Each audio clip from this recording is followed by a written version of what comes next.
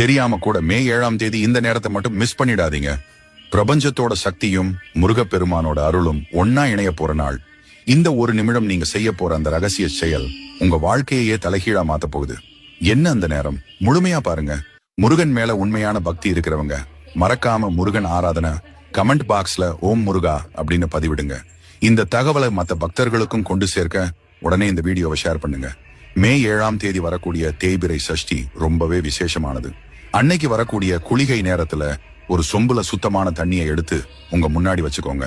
அமைதியா உட்கார்ந்து முருகனை மனதார நினைச்சு இந்த மந்திரத்தை 21 முறை சொல்லுங்க. ஓம் தத் புருஷாய வித்மஹே மகாசேனாய தீமஹி தன்னோ ஷண்முக பிரசோதயாத். இந்த மந்திரம் முருகப்பெருமானின் காயத்ரி மந்திரம். இது உங்க கஷ்டங்களை நீக்கும் வல்லமை கொண்டது. மந்திரத்தை சொல்லி முடிச்சதுக்கு அப்புறம் அந்த தண்ணியை நீங்களே குடிச்சிடுங்க. நம்புங்க, இதை செஞ்ச அடுத்த 7 நாளுக்குள்ள நீங்க வேண்டிய காரியங்கள் நடக்க ஆரம்பிக்கும். இது எனக்கே